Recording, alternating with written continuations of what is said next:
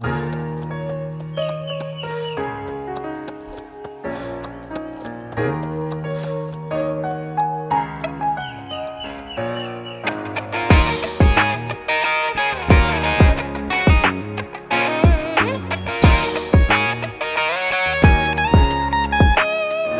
monde de la course.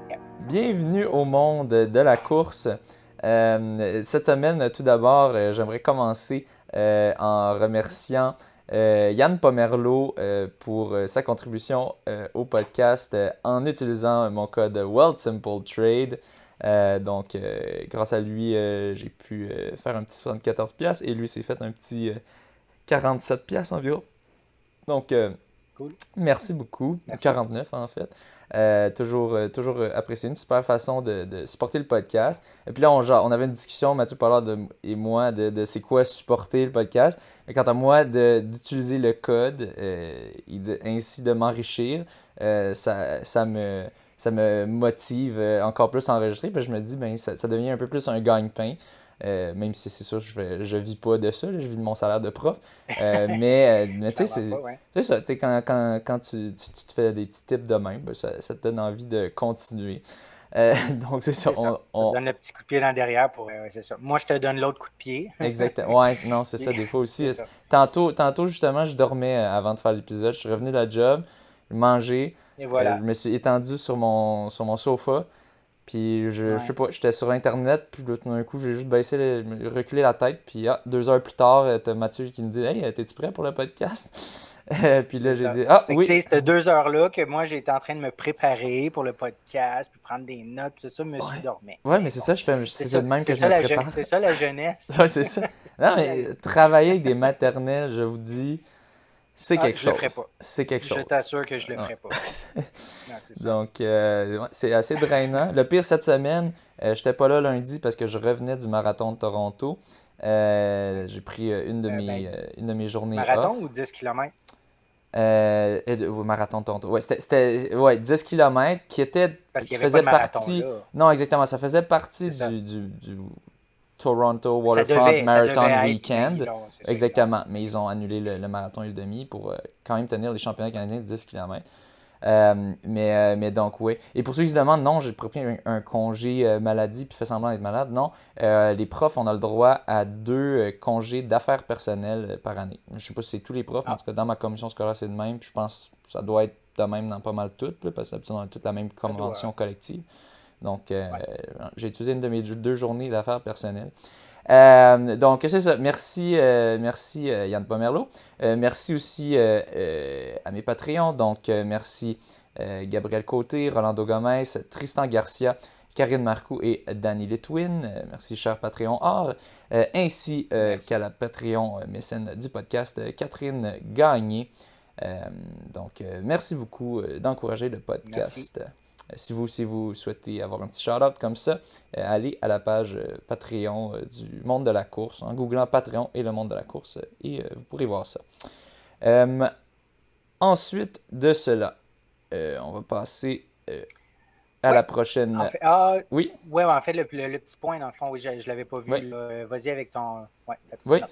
Donc, aussi, on a reçu Robin Richard Campeau tout récemment. Je ne sais pas encore si l'épisode va déjà être sorti avant que je sorte une nouvelle ou pas. C'est à vérifier. Ils vont sortir pas mal en même temps. Mais si vous ne l'avez pas écouté, ben, allez l'écouter. Super intéressant. Une discussion avec un prof de philo. Donc, à la base, vous pouvez vous douter, on a quand même bien délibéré, bien jasé. Un épisode tout juste en bas de 3 heures.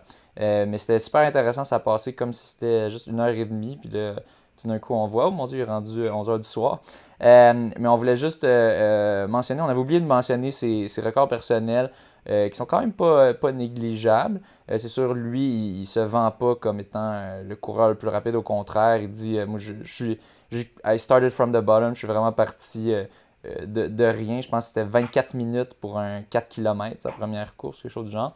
C'était un 6 minutes du kilomètre, à l'âge de 15-16 ans. Là. Ouais, qui n'est pas si pire en soi là, pour cet âge-là, mais tout de même, c'est pas, c'est ça, c'est pas des records. Là, pour référence, moi j'ai fait un 3,8 km autour de 19-30 quand j'étais autour de son âge, autour de 16 ans, en secondaire 5. Fait que Donc, tu vois, il était déjà mieux que toi à ce moment-là, c'est ça.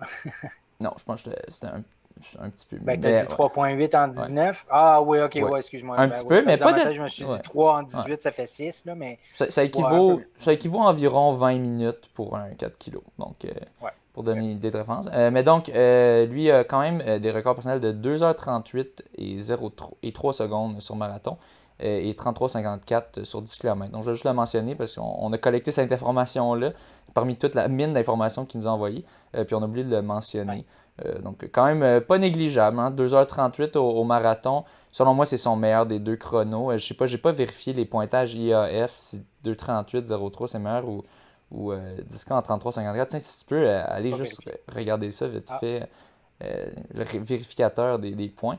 Mais selon moi, c'est le temps du marathon, me semble, qui devrait être meilleur en termes de ouais, pointage ce sera IAF.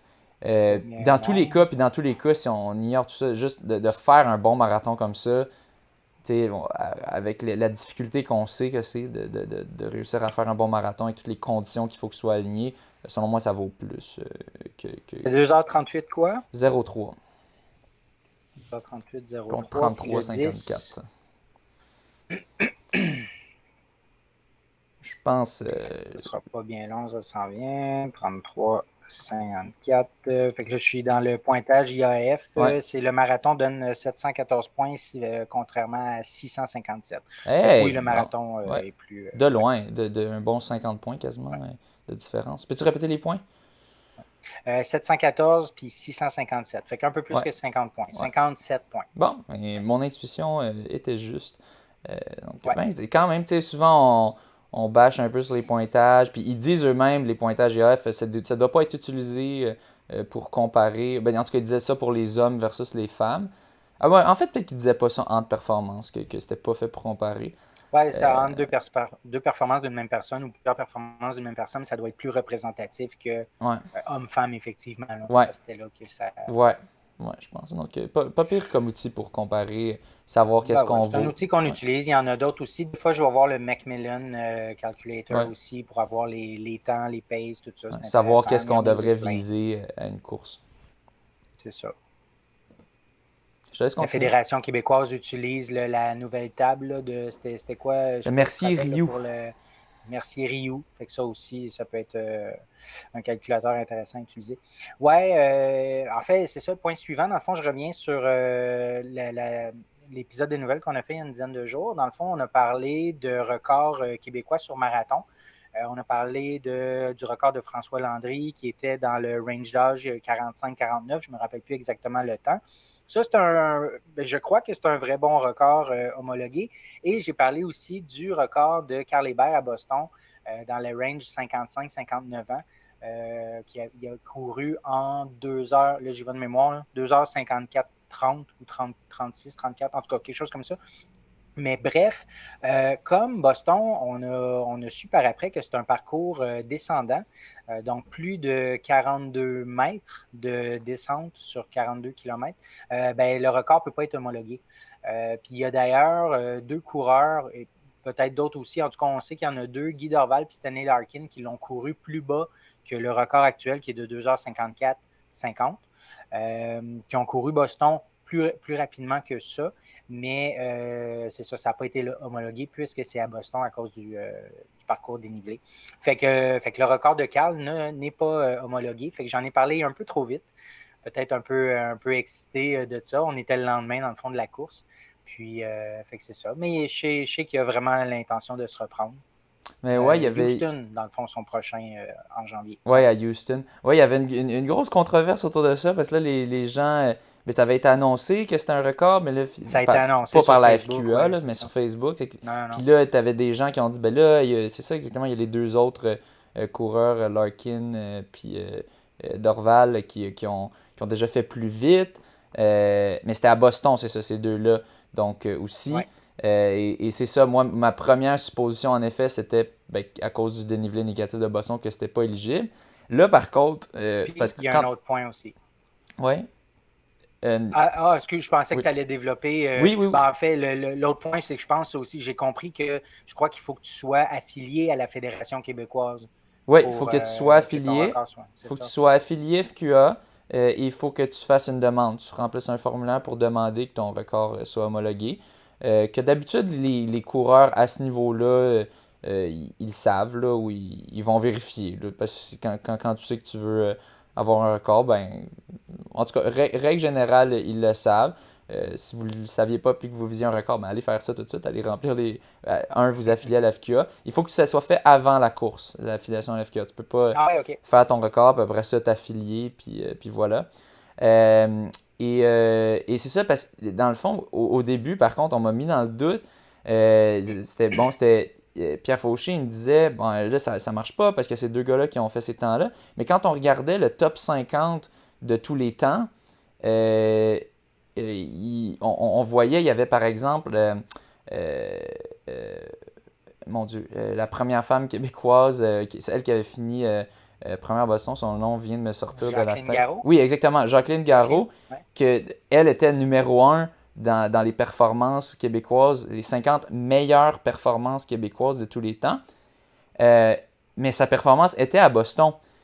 Donc là, je me suis dit, mais écoute, est-ce que Boston, dans le temps, le parcours, il n'y avait pas un dénivelé négatif? C'est quoi? Alors que pourtant, à ce que je sache, le parcours est resté le même depuis plein d'années. Je pense pas qu'il a souvent changé. Donc, je comprenais pas. Ça fonctionnait pas. Pourquoi est-ce que... Puis on voit, je pense qu'on pouvait... Je sais pas si on pouvait voir les deux autres performances des performances de Larkin et d'Orval. Mais là, dans le fond, j'ai fait des recherches. Je suis allé voir avec mes contacts. Puis j'ai regardé. Et ma source à l'FQA était bien informée. J'ai envoyé un message mettons, à 6 heures. Là, puis à 6h15, j'avais déjà des réponses. Donc, bravo à FQA, à ceux qui gèrent bien courir pour leur efficacité. Et dans le fond, il y a une différence. Tu as les meilleures performances québécoises que jusqu'à, je pense, c'est 2020 ou 2019, on parlait pas de record sur route au Québec. On parlait on parlait de meilleures performances parce que ben, les conditions varient tellement. Puis là, ça leur tentait pas de dire ben ça c'est un record ou ça c'en est pas. On va juste dire c'est la meilleure performance. Mais là, récemment, ils ont fait des grosses recherches pour établir vraiment des records, puis mettre de quoi en place qu'on peut dire ça, c'est vraiment un record. Puis pour pas que tu puisses avoir quelqu'un qui s'en va faire un parcours super rapide avec une grosse descente, vente d'eau tout le long, point A à point B, puis que tu vas éclater les records québécois. Donc, maintenant, les records québécois, ça doit répondre à plusieurs critères. Vous pouvez tout voir ça sur le site de la Fédération québécoise d'athlétisme. Donc, allez googler ça. Allez googler record québécois, processus. Vous devriez trouver les documents nécessaires. Là. En tout cas, ils m'ont envoyé les documents exacts, comme par exemple la foire aux questions par rapport au record. Et c'est ça. Donc, les performances faites à Boston où il y a un dénivelé négatif de beaucoup plus que 1 mètre par kilomètre, donc beaucoup plus que 42 mètres négatifs, demeurent reconnues pour les meilleures performances québécoises. Donc, si vous googlez 50 meilleures performances québécoises sur marathon, ces performances-là ne seront pas enlevées. Mais pour les records québécois, il faut qu'on respecte plusieurs règles, dont qui sont, en règle générale, qui sont les règles de la World Athletics. Mais donc, les règles sur le dénivelé, puis plusieurs autres choses. Je sais pas si ça interdit les points A au point B, mais règle générale, une course qui est plus sûre, c'est une course que tu commences à un point A, puis tu finis à un point A. Parce que c'est à peu près impossible que tu aies un dénivelé négatif si tu reviens à peu près au même point. Donc, bon. Mais je sais pas, je pense qu'il y a peut-être un règlement là-dessus, mais ce serait à vérifier si c'est obligatoire de finir au même point que ça commence pour que ça puisse être homologué dans les records. Donc, merci. Dans le classement top 50, dans le fond, je suis dans le document actuellement, Puis pour les courses qui sont sur des parcours non, comment qu'ils appellent, des parcours non admissibles au record, il y a une étoile. Ouais. Fait que je donne un exemple. Là, mettons la 6e meilleure performance, David Leporo à Sacramento en 2:19:37, ben c'est ça, il y a une étoile parce que Sacramento doit être trop descendant. Ah, ouais. Du côté femme, dans le top 50, 4 sur 5, c'est Boston. Ouais. Fait que numéro 1, c'est Jacqueline, une étoile. Numéro 2, Dette Lapierre, une étoile. Carole Rouillard, numéro 3, à Victoria. Donc, elle, il n'y a pas d'étoile, fait que le parcours est admissible. Numéro 4, Lisiane Bussière. Numéro 5, Hélène Rochefort, à Boston aussi, les deux. Fait que 4 des 5 premiers, premières, c'est à Boston. Donc, il y a une petite étoile dans le top 50 pour ça, ouais. Ouais. Donc, c'est bon à savoir. On en apprend au monde de la course. C'est pas On juste des. continue d'apprendre, mais Ouais, oui. c'est pas juste des choses impertinentes. On répond aux questions du public. Donc, si jamais vous avez des questions, vous aussi, quelconques, n'hésitez pas à nous envoyer un message sur nos pages personnelles ou à la page du monde de la course. Puis ça va nous faire plaisir d'y répondre. Donc, donc c'était ça là, pour la clarification sur le record. Donc, Carl n'a pas le record. Il a peut-être dans les meilleures performances québécoises pour ce groupe d'âge. Mais de toute façon, il aura l'occasion à Houston, si le parcours respecte bien tout ça, de faire ce record. J'ai aussi Pierre qui me mentionnait à vérifier et confirmer un nouveau record québécois chez les 60-64 ans par Alan Miller. Qui vient de courir 3:04:49, 3h04 minutes 49 secondes à 63 ans au Georgina Marathon. Georgina Marathon, je pense que c'est un nouveau marathon. Il me dit que c'est un Boston Qualifier, mais Boston Qualifier, ça ne veut rien dire par rapport à l'homologation, parce que tu as plein de parcours qui peuvent te qualifier pour Boston. Petit train du Nord, par exemple. Et pourtant, il y a une grosse pente descendante dans ce marathon-là, beaucoup plus que 1 mètre par kilomètre. Mais il dit, je ne sais pas s'il est homologué. Quant à moi, ça devrait être correct parce que j'ai regardé. Je pense que c'est un nouveau marathon, si je ne me trompe pas, c'est en Ontario, si je me souviens bien. Mais il finit au même point qu'il commence. Et ça, quand tu vois que ça termine à peu près au même point que ça commence, c'est pas mal sûr que ça va être correct. Parce que tu peux pas avoir de dénivelé négatif. Il y a beaucoup d'avantages qui deviennent Tout ce qui impossibles. monte redescend. C'est ça, exactement. Tout ce qui descend redescend. Et puis tout ce qui descend doit remonter aussi. Donc, surtout ça. Ouais, puis si je regarde le record actuel là, dans ce range d'âge-là, c'est 3h08. Oui, donc une belle amélioration. Gilles Lacasse en 2007 à Ottawa. Ouais. Une belle amélioration. Allen qui avait déjà fait un record, je crois, cet été sur 5 km. Si les dires de Pierre sont bonnes. J'ai pas été vérifié, mais il me semble que on l'avait mentionné, ou peut-être qu'on ne l'avait pas mentionné. Je pense que c'était aux 5000 mètres You'll Run, si je me souviens bien. Donc, bravo Allen pour cela. Je te laisse continuer. Oui, toujours pour la suite des nouvelles la dernière fois, j'avais parlé du marathon des sables. Là, des sables, ouais, c'est ça, qui avait lieu, je pense, au Maroc. En tout cas, c'est assurément dans le désert, il me semble que c'est au Maroc. J'avais parlé de... Oh, pardon. J'en ai un qui vient de débouler les marches. Je m'excuse. OK. Marathon des sables. Il va même pas aller jusqu'à... Oh, il a déboulé les marches. Ma blonde est là, qu'elle s'en occupe. Mais il ne braille pas, là, c'est correct. tout le monde est crampé, sauf lui. Okay. Marathon des sables. En fait, j'ai parlé de chaleur accablante, mais j'ai mentionné 35 degrés. Puis là, ben, je me suis dit, c'est pas tant accablant, 35 degrés, mais j'aurais dû dire 45 degrés à l'ombre. Ouais. C'était vraiment une température suffocante. Là, 45 degrés à l'ombre, des fois, ça dépassait 55 degrés. La nuit, c'était au-dessus de 30. Là, c'est ça, je suis allé me renseigner par après sur cette course-là. Normalement, c'est une course qui a lieu en avril. Fait que la température est normalement entre 30 et 35, puis la nuit, ça devient quand même plus frais. Mais là, il n'y avait pas de ça cette année. En comparaison, en 2019, il y avait 5% des participants qui n'avaient pas terminé. Cette année, c'est quasiment 50%. Mathieu Blanchard, il a vraiment été troublé de voir autant de coureurs tomber au combat comme ça. En plus, il y a eu un décès par crise cardiaque. Puis ça, c'était entre la 3e et la 4e étape. puis ça l'a marqué quand même pas mal de monde. Ou entre la deuxième et la troisième? Ah, pardon, je ne suis pas certain. Puis après ça, il y a eu le virus. Le virus entre la troisième et la quatrième étape qui a touché à peu près 20% des coureurs. Ça, j'en avais parlé, mais je n'avais pas mentionné combien de gens avaient été touchés par ça. Fait que c'est 20% des coureurs. Quatrième étape, c'était 82 km, quelque chose comme ça. Après ça, il y avait une journée de congé. Fait que ça l'a permis quand même aux gens, dont Mathieu, de récupérer du virus, puis d'être prêt pour la cinquième étape.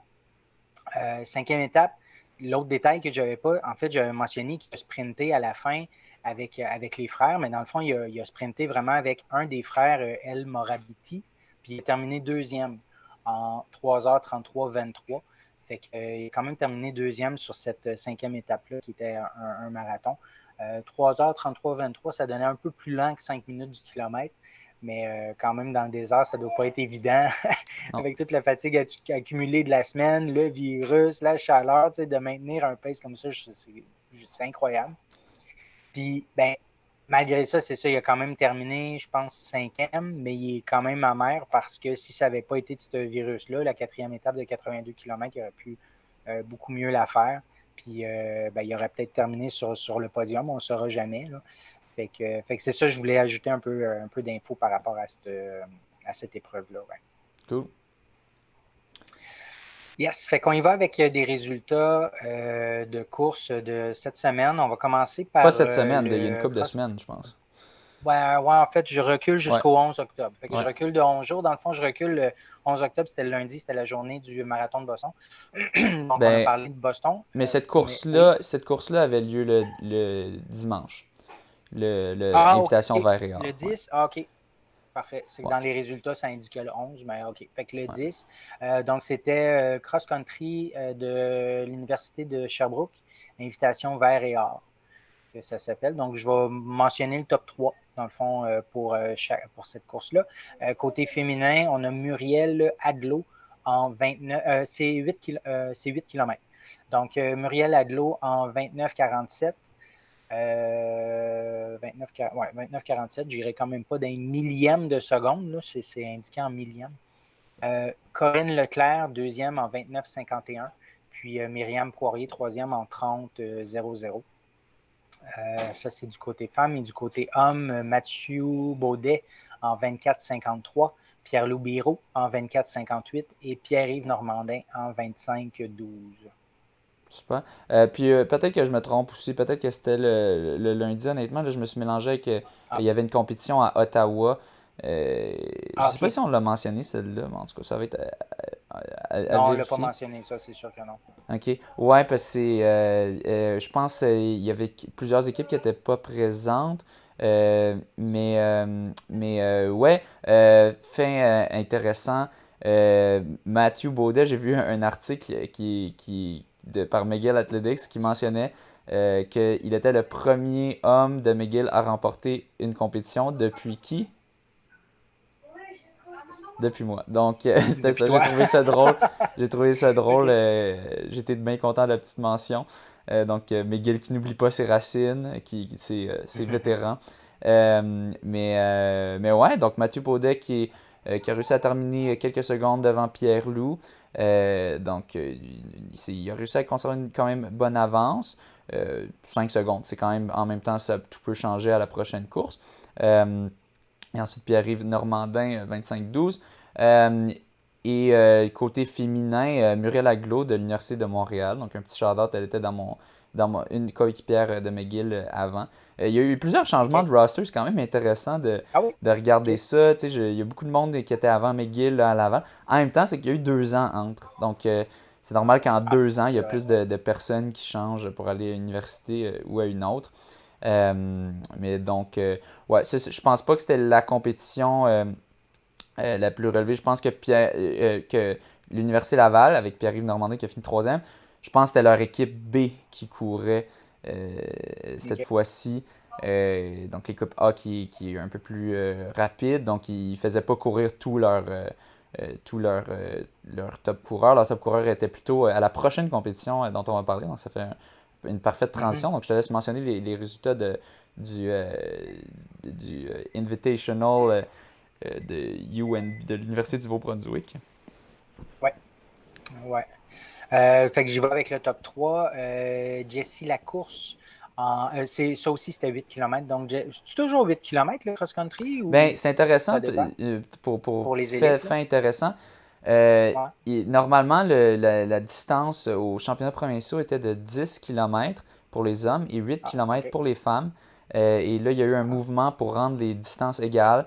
Il y en a qui parlaient de Ben oui. rendre ça à 10 km pour les femmes, et les femmes et les hommes, pour que ça soit égal. Mais ici, au Québec, on a choisi de descendre ça à 8.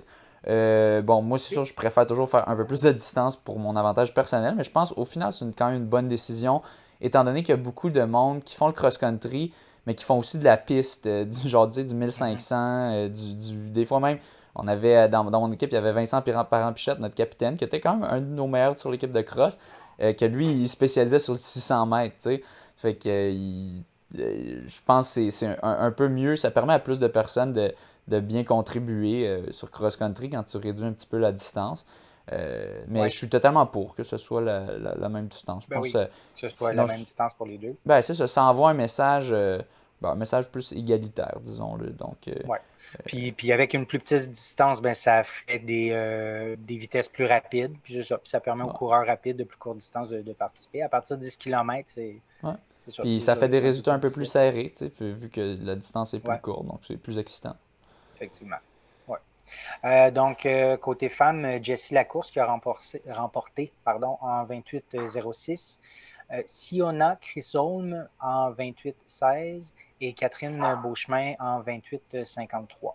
Ouais. Côté homme, on a un triplé du Rouge et Or de Laval, donc Thomas Fafard en 24-32, Jean-Simon 24-38, 38, ouais. pardon. Ouais. Jean-Simon Desgagnés en 24-42, puis Joe Ted, Jonathan Tedeschi en 24-44. Ouais, Donc, donc top domination de 3 Laval, vraiment, de l'Université de Laval. total. Je pense qu'il y avait quasiment le top 7 masculin qui sont les. Ben, en fait, Ouais, en fait, je vais te le dire, ouais, c'est son 6 sur 7. Dans le fond, dans les ouais, 7 premiers, sont 6 de Rouge et Or. Ouais. ouais. Puis chez les femmes aussi, c'était quasiment ça, là. Je pense qu'il y a juste la deuxième qui s'est Exact. initiée sur le podium, mais à part ça, c'était une grosse Ouais, fait que domination les aussi. 6, c'est ça. C'est 5 sur 6 Rouge et Ouais. Or. Ouais. Donc le rougeur de l'Université Laval qui a un bon potentiel de bien performer. Non, ben, non, aux provinciaux, ça c'est sûr qu'ils vont gagner, chez les hommes et chez les femmes. Mais aussi peut-être aux championnats canadiens, je pense qu'ils ont des très bonnes chances avec leurs équipes qui sont juste ultra profondes.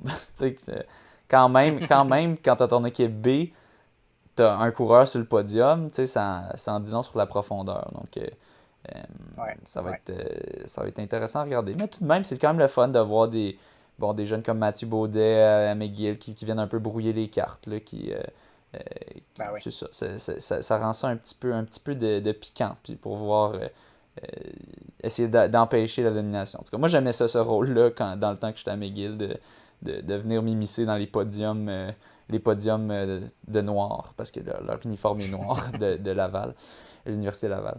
Donc, ça va être intéressant à regarder. D'ailleurs, tiens, je vais le mentionner. J'ai parlé un peu avec mon coach et je vais prendre part aux championnats provinciaux de Ah, cross-country. cool. Je mets une croix sur Philadelphie parce Ben que, oui. ouais, c'est ça, je fais mon petit choker. Mais au moins, tu me l'avais déjà dit. Tu sais, tu me Ouais, l'apprends pas comme ça live à ouais, l'émission. ouais, Fait non, que... c'est ça. Ça serait un peu comme, ah, ok. Puis là, juste l'autre, Ouais. l'autre gars, tu vois juste la déception sur son visage pendant que je parle. Puis comme, Ben là, tu m'annonces ça là, ok. Non. tu me dis rien. Ah ouais, c'est ça. Tu me dis rien, Ah tu ouais. m'annonces tout Non, non, pendant les podcasts. Non, c'est ça. non, C'est fait que ça. rassurez-vous, je le savais. Ouais. C'est ça. Après discussion, j'ai justement. Donc, quand j'étais à Toronto, j'avais ma petite chambre d'hôtel. Puis ça, j'ai parlé un petit peu avec mon coach. Je pense que c'était avant ma course. Ouais, même avant de voir les résultats de la course, c'était pas une question selon les résultats de la course. Si je faisais sub 30, j'allais le faire ou pas, là. C'est ça, c'est une des réalités est que pour le marathon, tu peux pas vraiment faker l'entraînement. 5 oui, 10 oui. Demi, c'est limite. Puis marathon, je sais, ça m'est arrivé à Rotterdam, j'ai payé le prix. Et ça me tente pas que ça m'arrive à nouveau. Ça me tentait vraiment juste de courir quand même un petit marathon pour le fun, un peu plus avec vous, mais en même temps, j'ai réalisé que c'est dur de faire un marathon le fun quand tu vas vite. Quand tu pousses la machine, c'est... Ouais, c'est clair qu'il y a de la souffrance pendant longtemps. Ouais, puis là, en plus, on n'arrête pas de J'ai parler de regarder des résultats de marathon, puis c'est tout le temps un split positif, c'est-à-dire que la deuxième moitié est plus longue que la première. Puis il y a une raison pour ça, c'est parce qu'à 30 km, 25-30 km, les jambes sont cassées, ma reine. Bon, puis aussi, ça me tente de faire un peu de cross-country. Tu sais, je sais pas, je pense pas que j'aurais fait les provinciaux de cross-country si j'avais le marathon.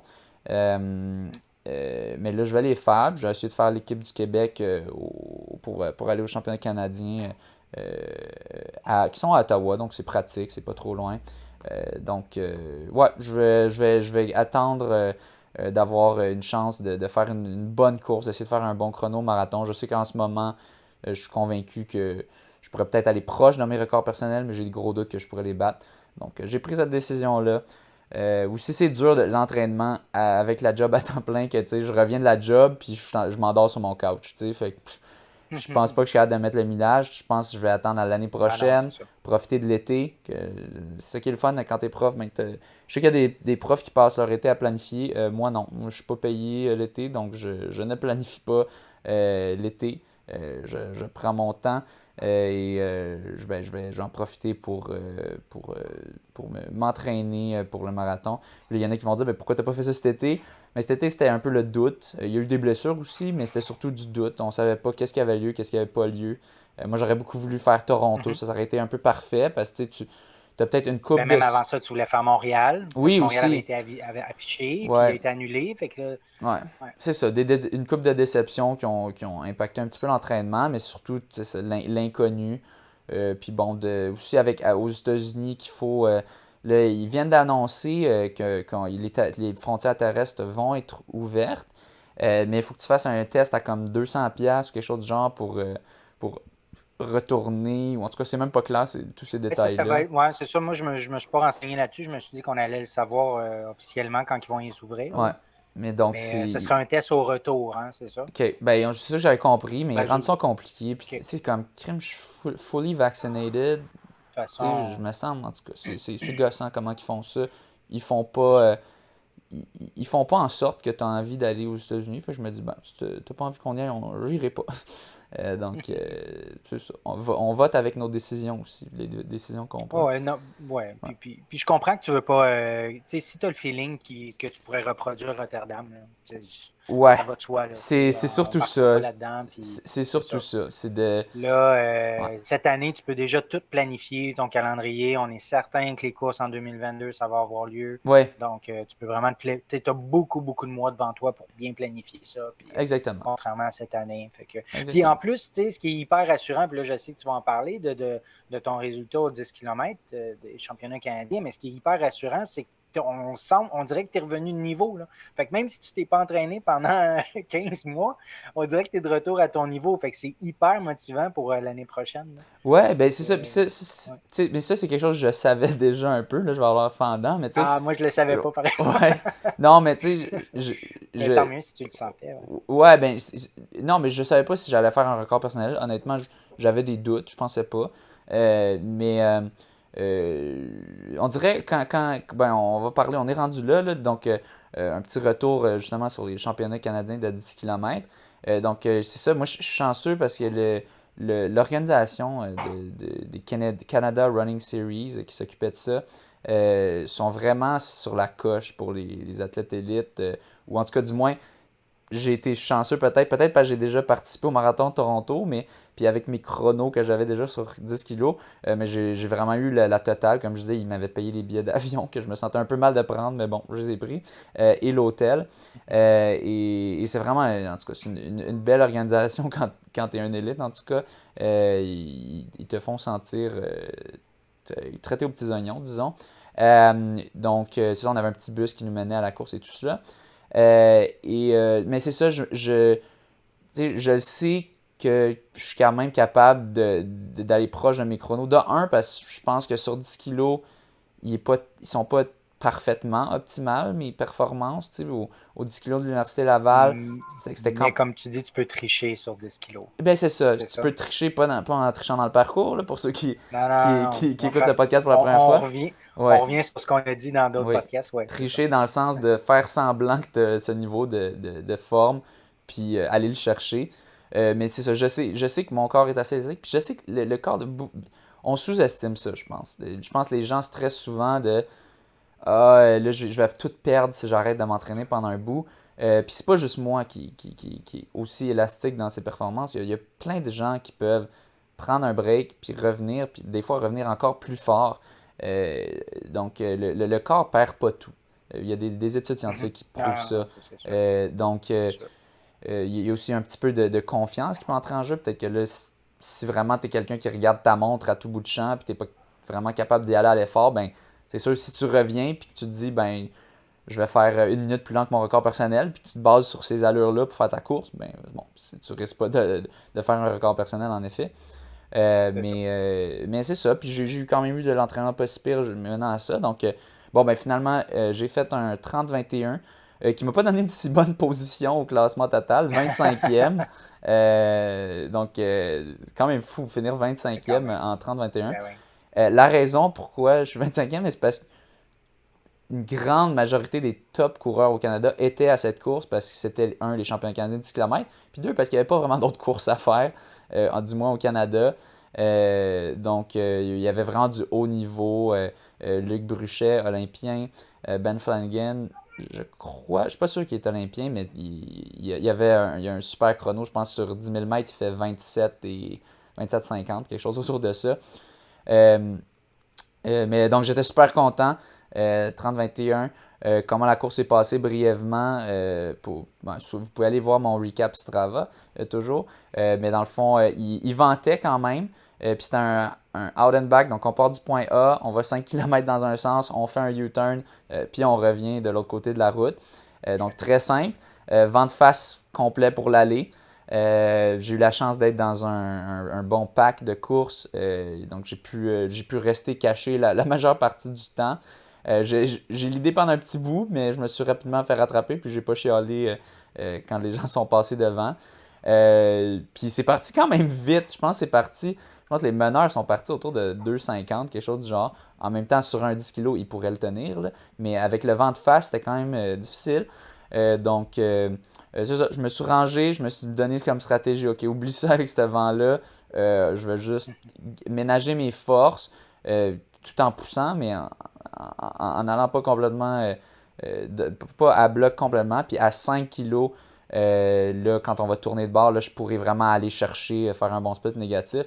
Au final, j'ai passé le premier 5 km en 15,30 et le deuxième en 14,50. Ben, 14,51. Wow.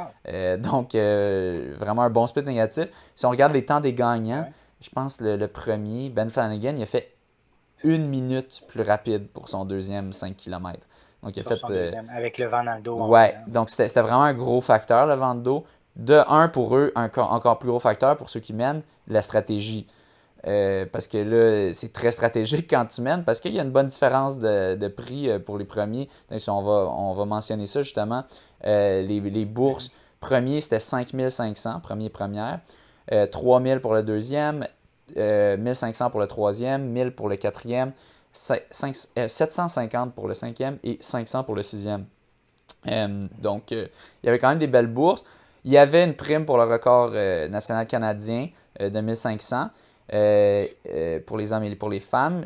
Chez les hommes, c'était 28-17 le temps à battre par Paul McCloy aux États-Unis, à Orlando, en 87.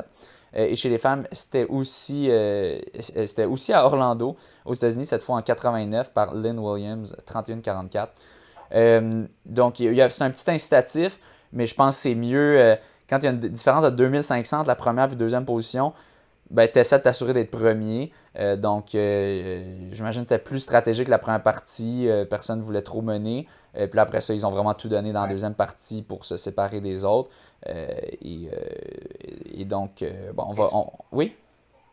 Est-ce que tu sais si dans le premier 5 km avec le vent de face, est-ce que ça s'échangeait en première place? Je peux pas le dire. J'étais pas là. Peut-être certaines personnes ont regardé le live stream et pourraient dire. parce qu'on pouvait le voir en live stream. Moi, je le regardais pas parce que j'étais en train de courir. C'est ça quand même. J'imagine que ça devait être un petit peu stratégique. Peut-être quand même que Ben Flanagan ouvrait puis que les autres se cachaient derrière lui en se disant on essaie de le faire suer puis on va essayer de l'avoir à la fin. Je sais pas, j'ai pas vu.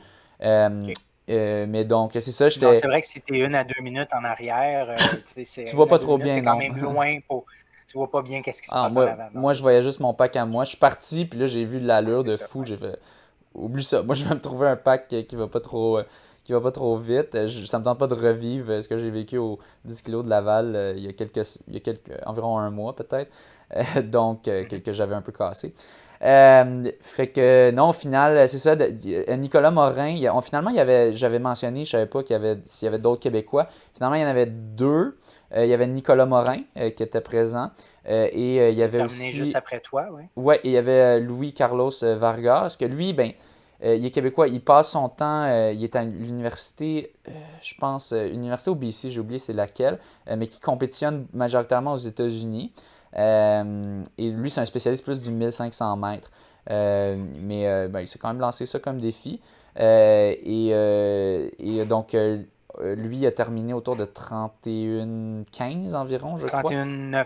31-9. Okay. Donc, il était un petit peu déçu dans ce résultat, mais il m'a mentionné, c'est ça, il est parti vite, puis il essayait d'aller chercher, je pense, Nicolas Morin, justement, qui était un peu plus loin devant. Puis c'est vraiment, ça l'a cassé le premier 5 km. Donc, c'est ça. Nicolas, il a terminé à 30-26, 5 secondes après toi. Oui. Toi, tu as terminé à 30-21, puis tu étais juste derrière deux qui ont terminé à 30-20. Fait que vous étiez trois, là, côte à côte. Ouais, mais c'était pas une bataille entre moi et ces gars-là. C'était plutôt, dans le fond, qu'est-ce qui s'est passé à la fin, dans les 2 derniers kilos. En fait, les 5 derniers kilos. En fait, toute la course, je voyais Nicolas Morin qui était devant. Il avait essayé d'aller avec un pack un peu plus en avant. Pour essayer de faire un petit peu meilleur chrono, mais le pack était juste une petite coche trop rapide qu'il m'a dit, puis il n'avait pas réussi à s'accrocher, fait que là il était lui puis un autre gars pris dans le vent, puis au final la plupart du temps il devait manger le vent de plein fouet, donc son premier 5 kilos il était un petit peu plus rapide que moi, peut-être je sais pas 15-20, 15-15, il était environ peut-être 30 mètres, 40 mètres devant moi tout le long. Mais ça l'a vraiment hypothéqué. Tandis que moi, dans le deuxième 5 km, là, j'ai vraiment pu accélérer. Je ne sais pas si mon niveau d'effort a tant monté dans la deuxième partie. Moi, je pense que c'était à peu près égal, mon niveau d'effort. Je pense que c'est vraiment la différence, c'était qu'il n'y avait plus de vent. Même si je me rangeais pas mal, j'étais derrière des gens la plupart du temps pour le premier 5 kg, mais malgré ça, tu le sens quand même. C'est ça. Tandis que le vent d'eau, tu le sens, ça aide vraiment. Et donc, je te dirais, niveau d'effort, le 14,51 puis le 15,30 était quasi équivalent. Peut-être même que je pense j'aurais peut-être pu pousser une petite coche de plus dans le deuxième 5 kg. Mais bon. Puis c'est ça, je le voyais. Là, tu vois que dans ce cas-là, un capteur de puissance, ça peut être intéressant. Ça de même. Non, parce que je ne veux pas regarder ça en live dans ma course. Moi, je suis vraiment au feeling, vraiment. Okay, je comprends. Puis les élites, je connais pas d'élite qui s'entraîne vraiment. Qui dans une course, je suis pas au courant. Dans une course, moi, je pense pas, effectivement. Ouais. Puis même en termes d'entraînement, c'est plus populaire, je pense, chez les personnes qui sont comme des adeptes des chiffres, tu sais. Mais règle générale, les élites sont... Ceux qui font de la trail avec beaucoup de dénivelé, tout ça, c'est un outil qui aide à l'entraînement. Ouais, mais il y a beaucoup de dénivelé. Ouais, mais règle générale, les athlètes élites sont moins adeptes des chiffres que, mettons les age groupers, si on veut, les gens qui essaient de battre leur temps dans les catégories d'âge, je dirais. Donc, c'est ça, règle générale, tu sais. C'est ça. Et puis là, moi, mon objectif, c'était d'essayer de le rattraper, essayer de finir premier Québécois. J'ai réussi à creuser l'écart graduellement. Puis là, 1 km, je commençais vraiment... Mon dernier kilomètre était quand même assez rapide, je pense autour de 2,50, 2,45. Puis j'ai commencé à le rattraper, je pense qu'il restait 500 ou 400 mètres.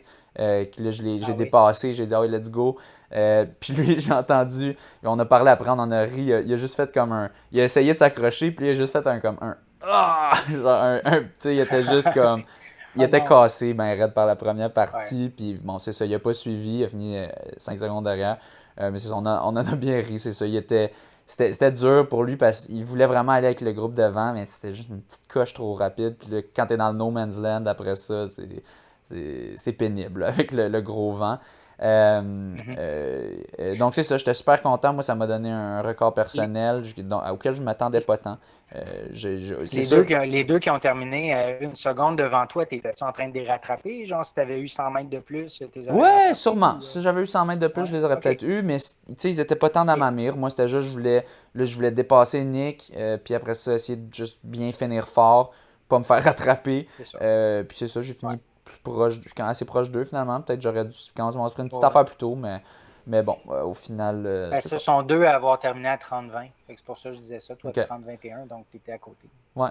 Ben c'est ça, au final quand même très satisfait. Ça, c'est drôle au début, comme avec l'ambiance de, tu sais, la course, le meeting d'élite, tout ça, on jasait.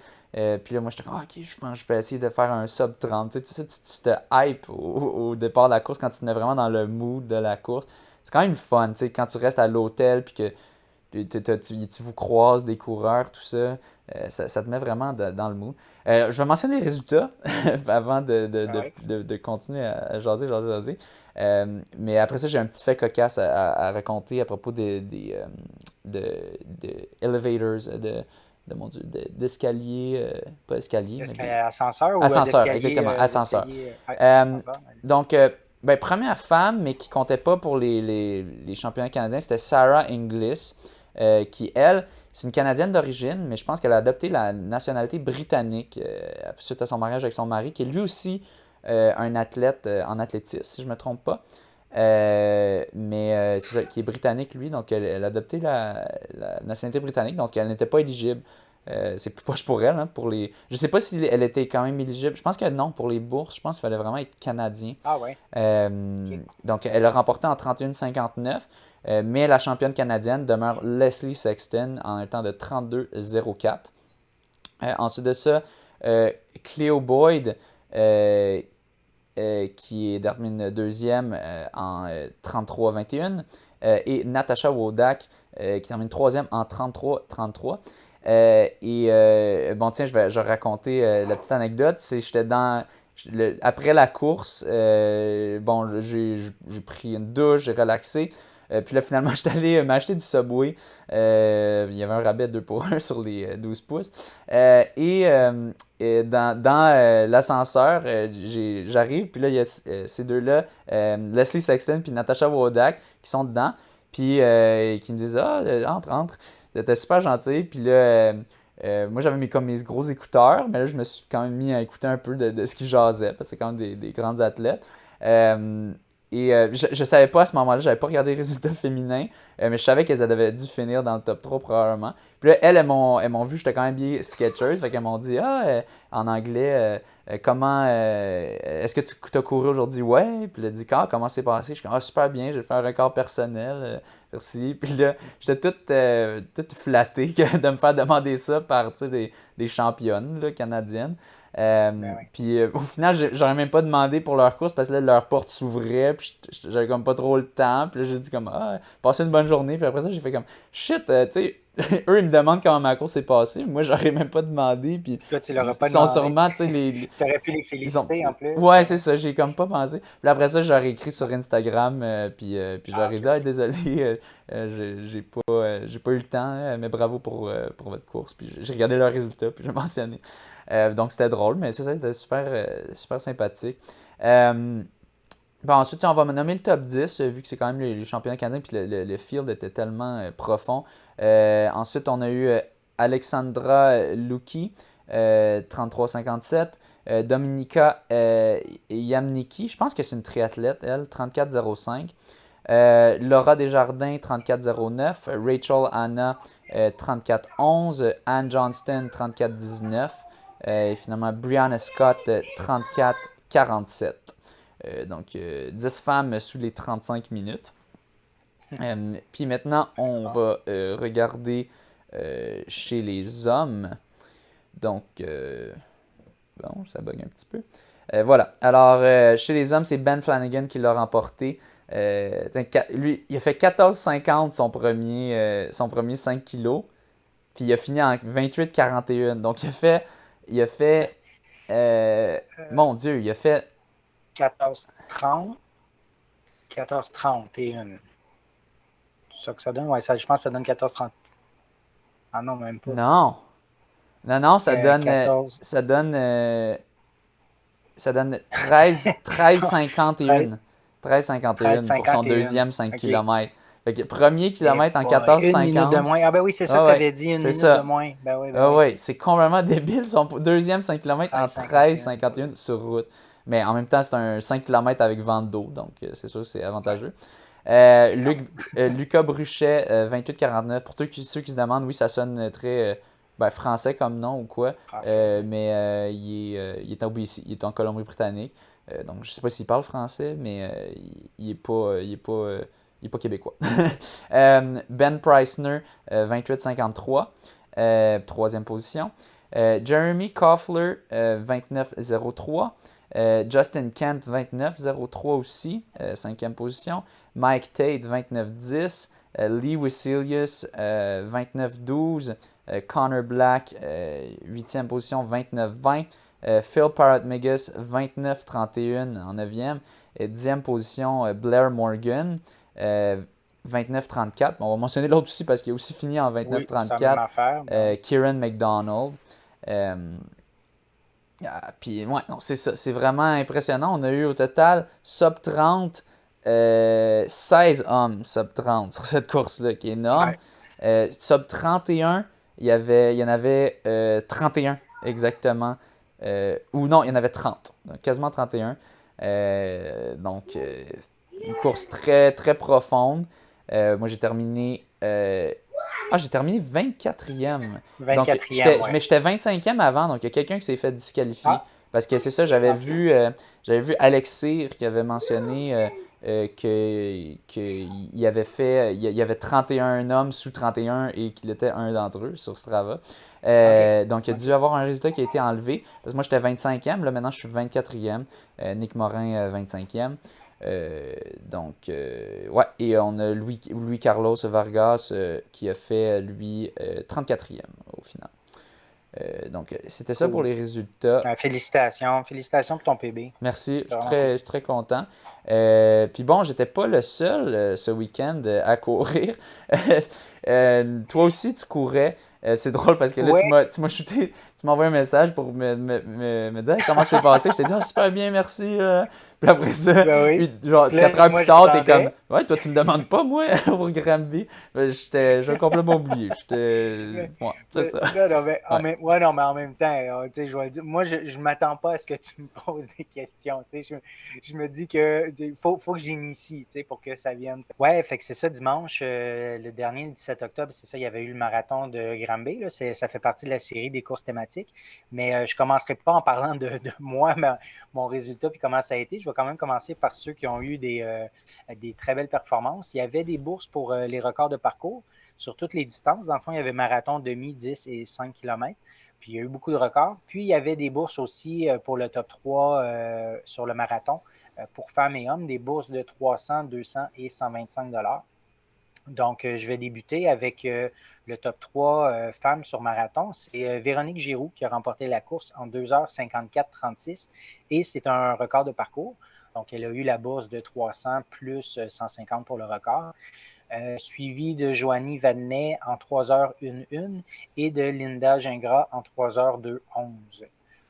Côté homme, marathon, c'est pardon, ce sera pas bien long. Fais changement ici. OK, c'est Arnaud Franchieni qui l'a remporté en 2h28-10, suivi de Danny Racine en 2h28-52 et de Jean-René Caron en 2h29-15. Pour Arnaud, c'est aussi un record de parcours. Donc, 2h28-10, c'était aussi un record. Pour Jean-René Caron, si je ne me trompe pas, c'était son premier marathon officiel. Ouais. Donc, Des temps très solides par ces coureurs-là. Sub 2h30, oui. Ouais. Ah, absolument. Surtout, Granby, c'est pas ultra lent, mais c'est pas super rapide non plus. Il y a des petites côtes. Je dirais que ça doit être parcours moyen, là, point A à point A, donc dénivelé égal. En fait, dénivelé, il y a à peu près un 60 mètres OK. qu'il y a en tout et partout. Là. OK. Ouais, c'est ça. Puis il y avait quand même un petit peu de vent. OK. Ben, juste un petit peu, rien, pas de là à en parler plus. Côté demi-marathon, femmes, là, il n'y avait pas de bourse. Par contre, il y avait les records de parcours qui étaient disponibles. Ouais. C'est Catherine Paul qui a remporté en 1h22.6. Catherine Royer, deuxième en 1h23.14. Et Joanie Charland en 1h26.16. Il n'y avait pas de record de parcours pour Catherine Paul sur le demi. Et côté homme, c'est Maxime Lopez qui l'a remporté en 1h09.32. Là, il y a eu un record de parcours. Mm-hmm. Il était suivi de Pierre-Loup Biro en 1h09.43 et de Nicolas Paradis en 1h11.40. Donc, Pierre-Loup, il fait beaucoup de compétitions. Hein? Il compétitionne tous les week-ends. Ça n'a aucun sens. On l'a interviewé, c'est ça, il en avait fait comme 3 week-ends de suite. Ben, c'est ça, puis là, il va faire les championnats québécois de cross-country. Mais c'est pas ce week-end, c'est l'autre après. Mais là, non, j'ai oublié de te demander, c'est le 30, hein? Je pense que c'est le 30 octobre, c'est ça? Donc, ben, en tout cas, j'espère qu'il se repose ce week-end. Ouais. Puis les championnats canadiens après, c'est quand? Les championnats canadiens universitaires, c'est autour de la mi-novembre, autour du 14. Puis les championnats canadiens civils à Ottawa, ça va être. Ouais, que je vais participer. Ça va être autour du 24-25 novembre environ. OK. Ben, ou peut-être le même week-end que le marathon de Philadelphie, qui est le 21 novembre, ou à moins que ça ne se passe pas en milieu de semaine. Ouais, peut-être. Ouais, c'est pas au milieu de semaine, ça c'est sûr. Fait que je suis pas sûr. Ouais. Je te pose la question, parce que tantôt je voulais te la poser, puis j'ai oublié. Ouais. Je continue, dans le fond, au 10 km, femme, c'est Andréane Bélanger en 37-49 qui l'a remporté. C'est pas un record. Et deuxième position, Florence Lacasse en 40-40 et Marilyn Lamarche en 42-40. C'est chiant comment on présente ça de juste, on mentionne, puis ouais, c'est pas un record. Ouais, mais c'est un peu... Il y a quand même une emphase qui est mise là-dessus. Ouais, hein, avec les bourses de 150, ouais. C'est ça. On est objectif là-dedans. On n'a pas le choix d'en parler d'une certaine façon. Ben, on veut livrer l'information, mais c'est pas pour dire, hey, t'es poche de pas avoir eu le record, c'est juste pour informer les gens s'il y avait record ou non. Absolument pas. Ouais. 10 km côté homme, c'est Marc-Antoine Senneville en 31-39. Lui, c'est un record de parcours. Non, c'est ça. Fait que, ouais, Marc-Antoine, c'est ça. 31-39, il y a eu la bourse pour le record de parcours sur 10 km. Suivi de Rachem Bagdad en 32-06. Ouais, Bagdad Rachem, il a inversé son Bagdad son Rachem. ouais. OK. Non, mais c'est lui, des fois, son nom est inversé dans les résultats. Okay. Ça arrive. Ouais. Puis Dawn Tran, qui a en 33-26, son nom aussi est inversé. J'allais dire Tran Dawn, mais je sais que c'est Dawn Tran. C'est Doan. Doan. On dit Doan. OK. Ouais. Donc, Doan Tran en 33-26. Ouais. Ça, c'était du côté du 10 km. Finalement, pour le 5 km, donc là, on a eu 2 records de parcours. Donc, Jeanne Bouchard-Nguyen en 17-38, record de parcours, suivi de Karine Bello-Béliveau en 18-04 et de Marie-Ève Jacques en 18-56. Et côté homme, c'est Kevin Robertson qui l'a remporté en 14-32, record de parcours, suivi par Prince Nkurunziza en 15-52. Quand même une grosse marge entre les deux, 1 minute 20. Ouais. Puis Charles Gendron, troisième en 16-12. Ah, mais c'est moins de 19 ans. Pour deuxième position, troisième position, je vois, c'est... ouais, il y en a une couple d'entre eux que je pense qu'ils sont du club Saint-Laurent-Select ou un club de plus jeunes d'athlétisme. Mais ils ont dû se prendre un petit 5 kilos pour se dire, bon, on va quand même s'essayer. Peut-être qu'ils ne savaient pas que Kevin serait là, ou peut-être qu'ils se disaient qu'il était là, puis en tout cas. Mais je pense que c'est la performance de la journée. En tout cas... 14-32 sur 5 kilos, tout seul, solo, c'est pas facile. Donc, si on regarde juste en termes de score IAF, je pense que c'est la performance la plus forte dans tous les cas. Mais c'est ça, Kevin Robertson, 14-32, 5 kilos route, solo, assez fort, merci. Ouais. On avait mentionné aussi qu'Anthony Larouche allait participer au marathon suite à son marathon du Titan du Nord qu'il n'avait pas complété, mais finalement, il est blessé. Fait que sa saison est terminée. Puis il va penser au marathon pour l'année prochaine. Ouais, non, c'est ça. Je pense que j'avais vu sur Strava, il disait, un moment donné, il racontait la grosse douleur qui est revenue. J'ai pris une coupe d'anti-inflammatoires, mais bon, c'est quand même une route risquée. Donc, au final, Je pense qu'il a arrêté ça. Il s'est dit, je veux pas sacrifier mon futur de course pour me réessayer cette année. Donc, je pense que c'est une décision sage de sa part. Ouais. Puis moi, ben, pour ma part, ça a été un superbe demi-marathon. Moi, c'était la première fois que je courais 2 demi-marathons en style compétition officielle là, rapprochée. Dans le fond, il y avait quoi, 6-7 semaines d'écart avec Lévis à peu près. Là. Fait que c'est ça. Fait que j'ai été entraîné pour, ça allait bien. J'ai réduit quand même, il a fallu que je réduise mon volume dans les 2 dernières semaines parce que j'ai les douleurs au tendon d'Achille là, qui ont recommencé. Dès que je monte mon volume un peu trop, là, entre 90 et 100 km par semaine, là, puis que je fais ça pendant 3-4 semaines de suite, ça recommence. Fait que c'est ça. Fait que ce qu'on a fait dans le fond, c'est ça. J'ai réduit le volume quand même les 2 semaines avant. Fait que je pense que j'étais quand même bien reposé. J'ai fait, dans le fond, j'ai fait une 37-54, 55, 20 secondes de mieux qu'à Lévis pour un parcours qui n'est pas descendant comme à Lévis. Je sais qu'à Lévis, il y a justement, pendant la descente, moi, ma stratégie, ça a été de me dire, je ne me retiens pas. Je vais profiter de la descente et de la gravité pour aller chercher de la vitesse. Puis ça va être des secondes gagnées pour plus tard. Mais quand on est arrivé sur le plat, là, à partir du 12-13e kilo à Lévis, là, c'est vraiment devenu difficile parce que là, on a profité de la descente tout ce temps-là. Puis là, tu arrives sur le plat, puis il faut vraiment que tu travailles plus fort pour finir. Puis les 5-6 derniers kilos, je les ai trouvés vraiment, vraiment difficiles à Lévis. Tandis qu'à Granby, ben, ça a été plus stable tout le long. Puis c'est vraiment juste les 2 derniers kilos que j'ai rushé. Fait que c'est ça, dans l'ensemble, un peu plus rapide. Moi, je check ma montre quand même pendant ces courses-là. Je regarde mon wattage. Stride, il recommandait de faire ça autour de 290 watts. Finalement, je l'ai fait autour de 297, 298 watts. J'ai été au-dessus de dès le tiers. Je regardais ma montre, j'ai dit, Colin, je suis au-dessus du seuil lactique. Puis, tu sais, normalement, c'est à peu près 1 heure. Là. Fait que là, je me disais, comment je vais faire pour finir si ça fait 7 kilos, puis je suis déjà au-dessus du seuil. Puis finalement, ça a quand même bien été. J'ai été vraiment en équilibre. J'ai maintenu ça en équilibre quand même très, très bien. Fait que tu sais, dans le fond, moi, un peu mon résumé, je me dis, mon état de forme était très bien parce que j'ai pu maintenir une puissance plus grande plus longtemps. Puis que j'ai pu maintenir mon seuil lactique, dépasser mon seuil lactique plus longtemps aussi, fait que j'étais très, très, très content. Puis c'est ça, puis en regardant, dans le fond, au niveau de la puissance, il y avait un petit vent là, qui faisait perdre un 3-4 %, mais j'ai maintenu mon allure pareil. Puis ça, c'était je pense, en tout cas dans la deuxième partie du demi. Puis, fait que ça a quand même bien été. À part les 2 derniers kilos que j'étais écœuré et je voulais que ça finisse, tandis qu'à Lévis, c'était les 5-6 derniers. Fait que dans l'ensemble, ça a mieux été. Fait qu'une petite progression encore. Je pense que le fait d'avoir réduit le volume dans les 2 dernières semaines a vraiment aidé. Puis là, là, je vais être en préparation pour Philadelphie. Je pense pas remonter. En tout cas, je me dis que je remonte. J'ai pas le temps, anyway, je pense, de remonter le volume à 90-100 parce que je veux pas le taper, il dure 2-3 semaines pareil. Fait que c'est ça. Je vais être raisonnable, mais à Philadelphie, pour le marathon, je vais être raisonnable aussi. C'est mon premier officiel. J'en ai fait un en 2018 chez moi en 4h06. J'en ai fait un en 2020 l'année passée à l'automne en 3h45 à peu près. Temps arrêté, là, c'était une affaire niaiseuse, mais bon, grosso modo, je me suis dit que j'aurais fait à peu près 3h52, 3h54. Fait que, tu sais, là, je me dis, je vais juste viser comme 5-10, 5-15 du kilo. Je ne tiens pas à faire en bas de 5 du kilo parce que mon état de forme actuellement ferait en sorte que je pourrais faire 4,55, 5 du kilo. Mais j'ai pas le goût. J'ai pas le goût d'essayer ça. J'ai pas le goût de souffrir pendant 8, 10, 12 kilos. Fait que je pense que je vais juste être raisonnable puis me dire, regarde, si je fais en 3h40, 45, c'est bien parfait. Puis c'est mon premier.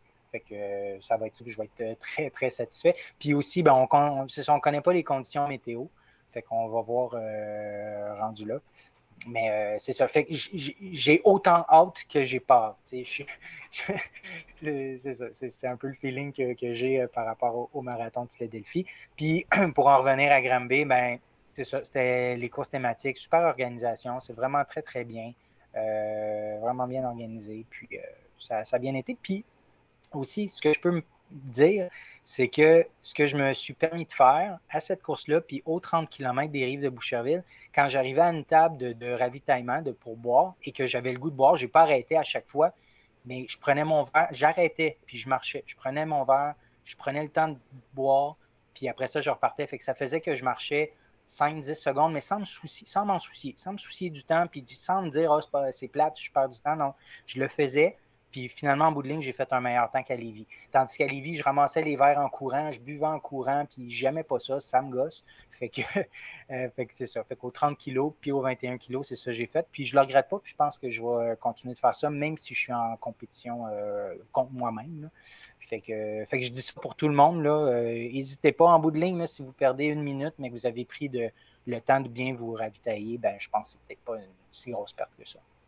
Puis c'est parce que moi, je ne cours pas de bouteilles aussi, dans le fond. Fait que c'est pour ça. Il y a beaucoup de gens là, qui courent avec des bouteilles, mais moi, non. Je recommande pas. C'est du poids de plus. Ouais. Ouais, ben, ça gosse. C'est dérangeant plus qu'autre chose, je trouve. Puis c'est ça, tu mentionnais la descente.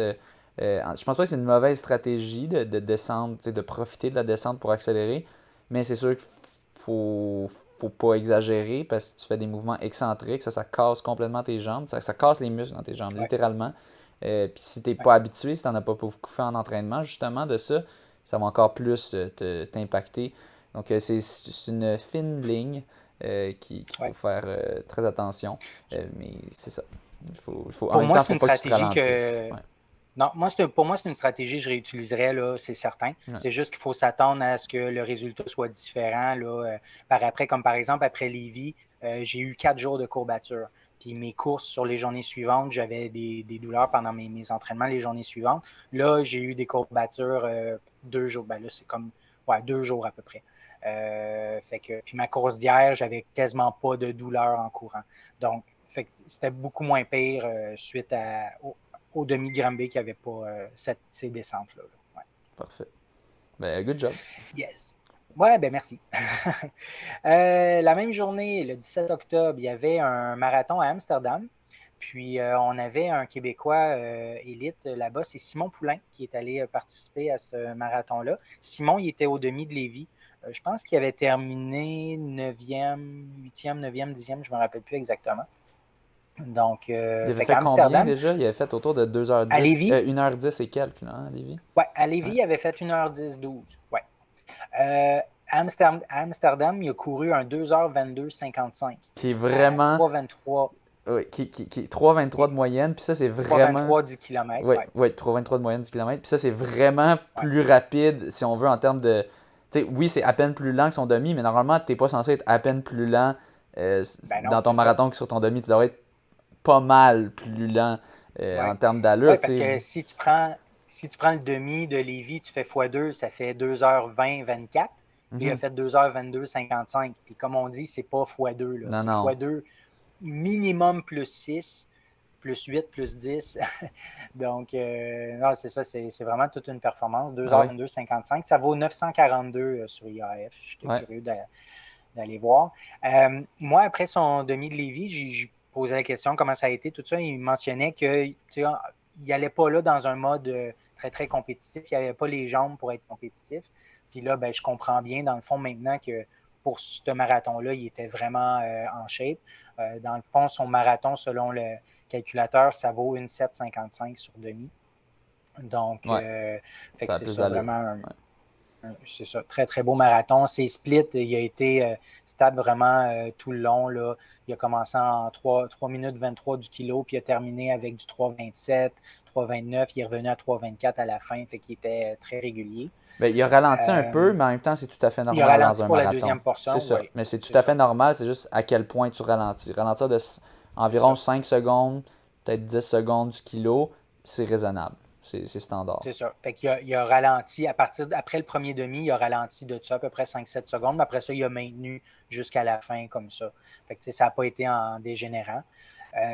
Simon va avoir 40 ans en octobre l'année prochaine. Puis là, je regardais le record québécois dans le range 40-44, puis c'est 2h23-30. Donc, s'il continue à s'entraîner, puis qu'il ne se blesse pas, ben, je pense que ça va être fait l'automne prochain. Mais il faut faire attention parce que faire un bon marathon, c'est pas facile. Il y a une raison pourquoi les records sont pas si impressionnants, c'est parce que c'est dur d'en faire un bon. Mais oui, il y a le potentiel tout à fait. Puis c'est intéressant, je regarde son split au demi-marathon à Amsterdam, 1:10:06. Il a fait plus vite qu'à Lévis pour son split de demi. C'est ça. C'est quand même fou, là. C'est ça. Puis, fait que je lui demandais c'était quoi ses plans pour les prochains mois, l'année prochaine. Pour le moment, il souhaite courir 2 marathons. Il n'a pas encore identifié lesquels. Puis, fait que c'est ça. Fait qu'il va s'entraîner pour ça. Il aimerait bien s'approcher, voire descendre en bas du 2h20. Puis, il est entraîné par Dylan Wykes, ancien Olympien. marathonien Ouais, olympien, ouais. Marathonien, qui est, olympien. je Ouais. pense qu'il est basé en Ontario. Là, fait que, Qui il est court coaché à toujours. distance. Là. Il court Ouais. Ben, toujours aussi. il était aux 30 kilos des Rives de Boucherville. Je pense que c'est lui qui Oui, l'a remporté. oui. Donc, c'est ça. Fait qu'il est entraîné là, à distance depuis 2 ans par Dylan. Mais puis est-ce qu'il parle français, Dylan Weiss? Je pense. Aucune idée. Peut-être que oui. Parce, ben, en tout cas, c'est quand même intéressant qu'il venait faire une course au Québec aussi. Mais en tout cas, il y a clairement des contacts au Québec. Oui, ben, je pense, tu sais, pour cette course-là, le 30 km, ils ont attiré, tu sais, il y avait des bourses aussi pour les records et tout ça, Mhm, fait qu'ils ont attiré du monde comme ça. mhm. Ouais. Bon, cette semaine, ben, en fait, ça a commencé samedi dernier, ça s'est terminé probablement mardi. Ouais, mardi. Il y a eu le Big Dog Backyard au Tennessee, celui où que Stephanie Simpson elle a remporté son ticket d'entrée pour cette course-là quand elle a remporté le championnat canadien en octobre 2020. Donc, elle allait participer à cette course-là au Tennessee avec Éric Deshaies. Éric Deshaies, c'était le gagnant, lui, du même type de course, là, Big Wolf de Kakuna cet été. Donc, c'est ça, la course commençait samedi le 16 à 7 h le matin. C'est une course, écoute, je vais la qualifier de folle. En tout cas, les résultats étaient complètement incroyables. Il y a l'ancien record, là, je pense que je cherche mon info. Là. L'ancien record était de 75 laps, 78. Hey, je ne m'en rappelle plus. Quelque chose autour de Bref, ça, me il y a semble. eu Ouais. autour de 75-78. Là, les 3 premiers, ils ont fait 85, 84 puis 80 tours. Wow. Ça a été remporté par Harvey Lewis, donc 85 tours. Son précédent record, c'était 67. Chris Roberts, 84 tours, précédent record 56. Puis Tirumichi Morishita, donc 80 tours, son ancien record 53. Fait qu'ils se sont comme surpassés les trois. Ben, tout le monde, en fait, là. Mais c'est assez incroyable. Là, dans des nombres de tours comme ça, 85 tours, c'est 85 heures, c'est 570 km de parcouru. Non-stop. Donc, 85 Tu sais, tu prends des petits breaks de non-stop, temps en ben, temps, mais tu dois repartir à toutes c'est ça. les heures, ça, cette affaire-là? À toutes les heures. Il faut Ouais. que tu repartes à chaque 60 minutes. Tu as 60 minutes pour courir environ 6,7 km, quelque chose comme ça. Peux-tu répéter le nombre d'heures des gagnants? Le nombre d'heures total? 85 heures. Ça, 85 heures. Fait que, tu sais, c'est 3 jours complets, c'est 72 heures, puis rajoute un 13 3 heures. jours et demi. Fait que c'est 3 jours et demi. Complètement Donc, à toqué. chaque heure, tu vas courir ton 6,7 km, tu reviens à ta petite chaise, là, puis tu as le droit de t'asseoir pendant, je dirais, probablement maximum 15 minutes, 17 minutes. Là. Je ne sais pas combien il court le plus rapidement, là, mais sinon, à un moment donné, tu ne t'assis plus. Là. Tu reviens, puis tu arrives sur la limite, puis il faut que tu repartes, puis c'est comme ça. Là. Fait que c'est ça. Fait que 570 km. Il semble aussi que, bon, Stéphanie, elle expliquait qu'il y a, dans le fond, quand tu pars le matin, tu es en trail, c'est ça. C'est de la course sur trail. Fait que tu vas faire 11 tours. Fait que pendant 11 heures, tu vas être sur un parcours de trail. Puis ensuite, les 13 autres tours pendant la nuit, tu vas être sur route. Donc, le trail, il y a beaucoup de dénivelé. Fait que là, dans le fond, je vais en venir au cas de Stéphanie. Stéphanie, elle a complété 29 tours. Ça a donné à peu près un total de 200 km, 3500 de dénivelé positif. Donc, 29 tours, 3500 de dénivelé positif. Imaginez 85 tours. On peut quasiment faire x3, là. Donc, ça donne au-dessus de 10 000, x3, ouais, au-dessus de 10 000 de dénivelé positif pour le gagnant. Fait que Stéphanie, c'est ça. Elle a dû arrêter au 29e tour. Ça allait quand même bien, mais tout d'un coup, là, quand elle aura. Parce que dans le fond, le 29e tour, c'est quand elle a recommencé le parcours trail de jour où ça s'est mis à aller mal. Les difficultés de respiration, des palpitations au niveau de la fréquence cardiaque. Puis ce qui arrive, c'est que tu es tellement limité dans le temps que même si tu prends un break, tu t'assis, tu n'as vraiment pas beaucoup de temps parce qu'il faut que tu repartes pour le finir avant l'heure. Puis ce qui est arrivé, dans le fond, probablement à son 30e tour, c'est que dans le fond, elle l'a fait trop lentement ou elle a pris une pause un peu trop longue pendant. Puis elle est arrivée 2 minutes trop tard, donc ça l'a terminé là. Donc c'était vraiment, c'est ça, comme elle expliquait, la respiration difficile, la fréquence cardiaque qui était très haute, puis elle n'était pas capable de la faire redescendre. Donc, c'est ça. Puis pour Éric Deshaies, ben lui, il a terminé 8e. Il a fait 50 tours. Son précédent record, c'était 35. Fait qu'il a vraiment défoncé son record aussi. Ça donnait 335 km pour Éric. J'essayais de trouver des feedbacks de sa part sur Facebook. J'en ai pas vu. Mais c'est ça, regarde. Encore en convalescence. Probablement. Fait que c'est ça, à 50 tours, c'est plus que 2 jours. Là. C'est 2 jours et 2 heures complétés. Donc, ça veut dire que c'est dans le 51e tour que ça flanche, là, quand tu as 50 tours complétés. Ouais. Fait que c'est ça. Fait qu'avec le dénivelé, le trail, tu sais, le trail, veut pas, tu cours plus lentement. Là. Fait que, tu sais, les racines, les roches, les parcours difficiles. Fait que pour faire ton 6,7 kg, même si tu n'as pas beaucoup de temps pour te reposer, je pense, après, là. Fait que c'est complètement fou. Fait que ça, c'était pour le Big Dog Backyard. Pour Stéphanie, ben là, c'est ça. Dans le fond, elle avait eu son ticket pour y aller cette fois-ci. Est-ce qu'elle va... elle va se reprendre, je suppose. Là, j'imagine qu'elle va participer à d'autres courses de ce genre pour essayer de pouvoir y retourner et faire mieux. Point suivant, ben, il y a eu le marathon de Paris aussi, le 17 octobre. Puis là, on a dit qu'on allait en parler, mais en fait, c'est parce que quand je cherchais les résultats, je suis allé sur le site du marathon, puis là, je clique pour voir les résultats, puis je vois que les 3 premiers, c'est des hommes qui l'ont fait en 2h38-11, les 3, le même temps, puis 2h38. Là, je me disais, il me semble que c'est lent. Oui, c'est lent pour un grand marathon qui a des élites. C'est lent pour un... C'est ça, c'est lent pour un marathon. Fait que là, je te posais la question, on va-tu vraiment en parler si le top 3, c'est 2h38-11? Puis là, on a cherché plus, puis finalement, on a trouvé un autre site où que là, on a les vrais résultats. Fait que tout ça pour dire que ne vous fiez pas nécessairement au site officiel du marathon. Je ne sais pas pourquoi ils nous montrent ça. Ils nous montrent peut-être juste les performances françaises ou les performances non élites. Je ne sais pas. Mais finalement, on a trouvé les performances élites ailleurs. Je pense pas qu'il y a de Québécois, en tout cas, je pense pas qu'il y ait de Québécois élites qui ont participé à la course.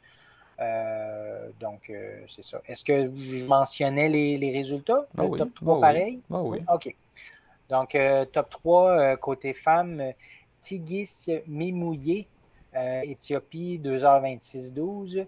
Yenenesh Dinkeza, Éthiopie, 2h26-15. Et Fantou Jima, Éthiopie, 2h26-22. Le top 10, c'est que Éthiopie et Kenya. Côté homme, Elisha Rotich. Rotich ou Rotic? Rotich, je pense. Rotich. 2h04-23. Et boy. Elel Mariam Kiros, 2h04-42. Le premier est kenyan. Deuxième, Éthiopie, c'est 2h04-42. Et le troisième, Hilary Kipsambou, kenyan, 2h04-45. Tout en bas de 2h05, assez rapide. Tout en bas de 2h05. Le top 10 aussi, juste kenyan, éthiopien. Le top 5 est en bas de 2h05. Donc, c'est ça. Mais sinon, j'ai pas d'autres résultats à donner pour ça. Puis c'était juste pour dire que soyez vigilants, ouais. Les résultats, des fois, vigilants. les résultats, c'est dur d'aller trouver, savoir où chercher. Oui, parce que même, j'ai fait d'autres recherches par après, je suis tombé sur un autre site qui dit résultats, puis là, je prends les résultats, puis j'arrive sur ce site-là qui nous montre juste des résultats où que, c'est ça, 2h38-11, le meilleur résultat. Donc, fait que c'est ça pour le marathon de Paris. Donc maintenant, on va parler, il y a Charles Philbert Thibouteau qui a fait un petit peu une sortie qui était déçu parce qu'il ne recevait pas de financement, déçu et frustré. Dans le fond, par Athlétisme Canada. Par le passé, il avait son brevet. Récemment, il ne l'avait plus. Pour ceux qui ne savent pas, c'est quoi? Le brevet, c'est que tu reçois 30 000 Canadiens non imposables. Donc, c'est quand même quand même assez significatif. Parce que là, je sais que certains d'entre vous vous dites peut-être, ah, mais quand tu vas aux Olympiques, tu fais des centaines de milliers de dollars. Non. Il y a plein d'Olympiens qui vivent vraiment de peine et de misère, disons-le. Ou en tout cas, que c'est pas la grande richesse. Donc, cet argent-là, ça compte pour eux. C'est important pour qu'ils puissent continuer à s'entraîner sans travailler à temps plein. Et donc, il a pas, cette année, il n'a pas été sélectionné. Avant, ça le dérangeait pas parce que ben, il savait qu'il n'était pas là, il n'avait pas fait les temps pour, donc à cause de blessures et tout ça. Mais cette année, il s'attendait à le faire. Il a fait un chrono qui était son deuxième ou son troisième meilleur temps, mais qui était à 2 dixièmes de son record personnel en faisant 3:34,43 assez récemment. Et ce qu'il qualifiait pour les championnats mondiaux l'année prochaine. Malgré ça, il n'a pas été choisi. Donc, ça a causé la surprise chez plusieurs personnes. Et c'est ça, et de la frustration. Là, il y en a qui disent ben, c'est parce qu'il est québécois qui n'est pas choisi, tout ça. C'est sûr qu'Athletics Canada, c'est pas juste des Québécois qui travaillent là-bas. Je pense que c'est basé en Ontario peut-être. Mais bon, il faut regarder tous les faits qu'il y a. Puis là, dans le fond, ce qui explique, il dit il y a 4 ou 5 autres personnes, 5 autres athlètes qui ont été choisis pour leur spécialité aux 1500 mètres, qui ont, eux, reçu un brevet et qui ont tous fait des temps plus lents que lui. Donc, par exemple, il y a William Paulson, qui est un Québécois d'origine britannique, qui a fait 3 minutes 35,42, donc environ une seconde plus lent que Charles Philbert Diputo. Et les 4 autres coureurs, là-dedans, je sais qu'il y a Kevin Robertson et peut-être d'autres, qui ont fait, enfin pas peut-être, et d'autres, qui ont fait 3 minutes 37 ou plus lent. Donc, là, il dit pourquoi eux, mais pas moi. Bon, dans le fond, il sait aussi un petit peu une partie de la réponse. C'est qu'il y a plusieurs façons d'obtenir le brevet. Tu peux obtenir le brevet grâce au statut classe internationale ou confirmation de talent. Il y a classe mondiale qui est une autre catégorie, qui est celle dans laquelle lui devait appliquer parce qu'il avait déjà reçu le brevet dans le passé. Donc, dans le fond, si tu l'obtiens par la catégorie de confirmation de talent, tu es à 8 à 6 ans d'obtenir un podium ou du moins un top 8 aux Olympiques ou aux championnats mondiaux. Classe internationale, tu es à 6 à 4 ans de te rendre là, environ, là, selon leurs estimations. L'autre, le classe mondiale, c'est ceux qui ont une capacité réaliste de viser un top 8 dans un horizon de 4 à 2 ans. Donc, ils ont estimé, ceux qui décident, les décideurs d'Athletics Canada, que Charles n'avait pas une capacité réaliste de viser un top 8 dans un horizon de 4 à 2 ans.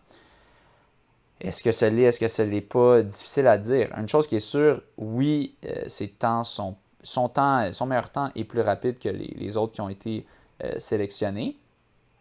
En fait,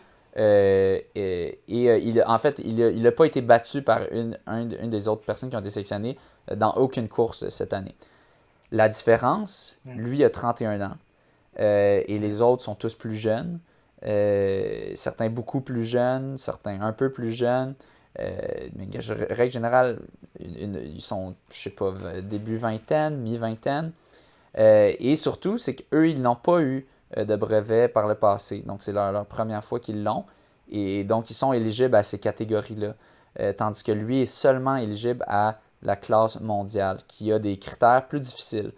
En même temps, là, lui, il se plaint, il dit que c'est très subjectif comme processus. Les personnes qui décident essaient de rendre ça autant objectif que possible. Mais au final, comment tu fais pour évaluer si une personne a des bonnes chances de faire un podium ou tout ça? Il y a une certaine part de subjectivité, puis ils le disent eux-mêmes dans leurs critères, c'est à quel point est-ce que l'athlète est souvent blessé, c'était quoi sa progression dans les dernières années, est-ce que ça monte, est-ce que ça descend, Est-ce que la personne est assidue à l'entraînement? Il y a plein, ils prennent tout en compte, dans le fond, plusieurs choses. Mais au final, c'est des personnes qui décident. C'est pas est-ce que tu as fait ça, oui ou non, puis là, on fait un calcul de points, puis la personne qui a le plus de points est là. C'est pas ça. Il y a de la subjectivité. Au final, je pense que ça demeure la meilleure façon de procéder. C'est sûr qu'il y en a qui pourraient dire, ben là, il pourrait y avoir des injustices. Règle générale, je pense pas. Athlétisme Canada, je sais pas. Je pense pas qu'il y ait tant de personnes qui soient corrompues là-dedans. Je pense qu'au final, en règle générale, c'est du monde qui sont quand même passionnés par la chose.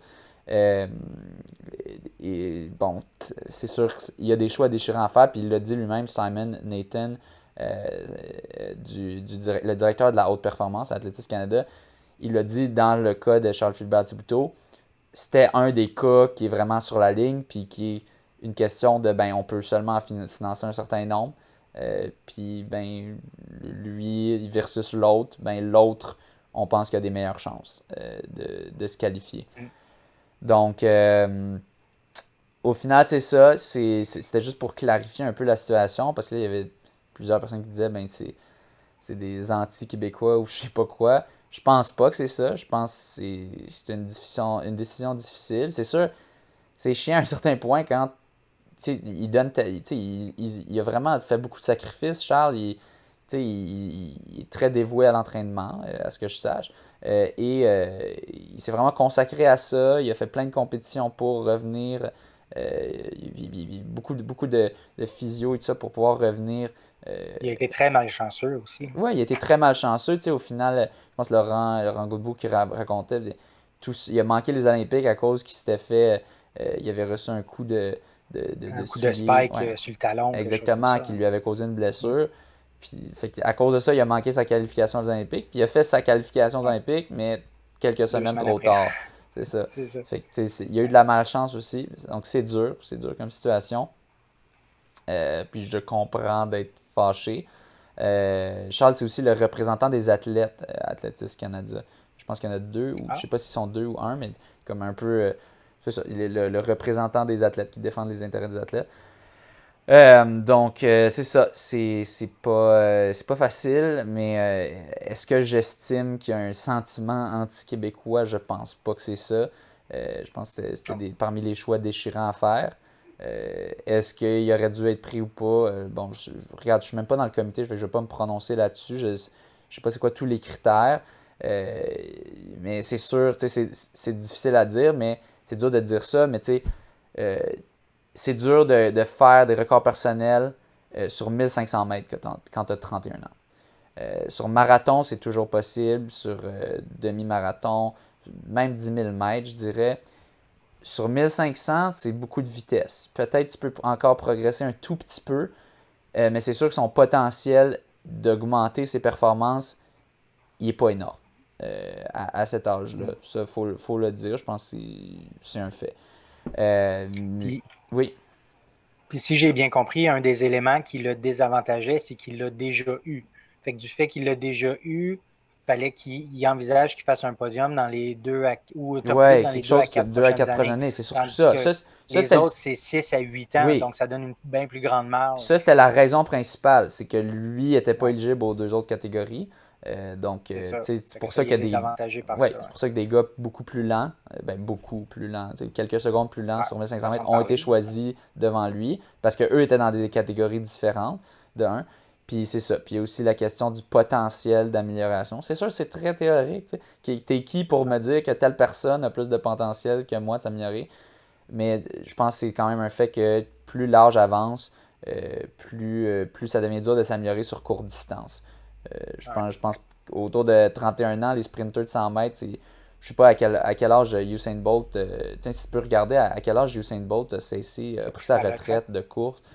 Puis lui, il a pris une retraite quand même assez tardive, je pense. Il a quand même été là longtemps. Lui, peut-être Usain Bolt, c'était autour de peut-être 32, 33 ans. Puis là, c'est ça. Donc, c'est sûr, c'est ça. Avec plus l'âge avance, plus le potentiel d'amélioration diminue. C'est pas impossible de s'améliorer. Surtout sur marathon, mais sur 1500 mètres, oui, surtout quand tu as déjà des records personnels qui ont été travaillés dans plusieurs compétitions. Donc, c'était ça que je voulais apporter comme clarification. Ça a été mentionné. À 31 ans, justement. Bon, c'est ça. 31 ans qui a pris sa retraite. Donc, sur 1500 mètres, tu peux prendre ta retraite plus tard, mais c'est sûr que les chronos risquent pas tant de s'améliorer beaucoup plus. Lui, Usain Bolt, lui, c'est déjà dans la partie du déclin à 31 ans sur 100 mètres. Donc, c'est ça. Je me suis beaucoup basé sur un article de Simon Drouin qui s'appelle Pas de financement pour Philbert Thibouteau dans la presse plus. Donc, juste pour citer nos sources. Donc, c'était ça pour cela. Je te laisse continuer avec un record mondial. Oui, un record mondial, une publication d'Éric Fournier, je crois, aujourd'hui. Record mondial sur 10 km, 50 ans et plus, l'Espagnol Juan Antonio Cuadrillero qui a fait un 30,04. Donc, c'est un record mondial sur 10 km pour 50 ans et plus. Le dernier, l'ancien record, c'était le Britannique Tequin Davies. Davis, en tout cas. Davies, Davies en 30-35 en 1988, fait qu'il a quand même retranché 31 secondes. Ouais. Le record datait de 23 ans, 31 ans. 31 ans, oui. 33 ans. 33 ans. Ouais. 33 ans, pardon. Ouais. Mais très rapide. Imaginez, tu es quasiment sub 30 à 50 ans. Complètement débile. Complètement. Ça n'a aucun sens. Parfait. Donc, c'était bref, mais c'est énorme. C'est ça. Ouais. C'est énorme comme performance. Ensuite, une nouvelle un peu plus sombre. La médaillée de bronze aux Jeux mondiaux de 2019 d'athlétisme. C'est pas les Jeux mondiaux, les championnats mondiaux d'athlétisme en 2019. Agnès Tirop a été retrouvée morte chez elle avec des morte par des coups de couteau probablement dans son abdomen à Iten au Kenya, la capitale de la course, la capitale mondiale de la course. Et c'est à peu près certain que c'est son ex-mari ou son ex-copain qui a fait ça selon les sources. Elle avait 25 ans seulement. Et c'est ça, elle était une très grande athlète.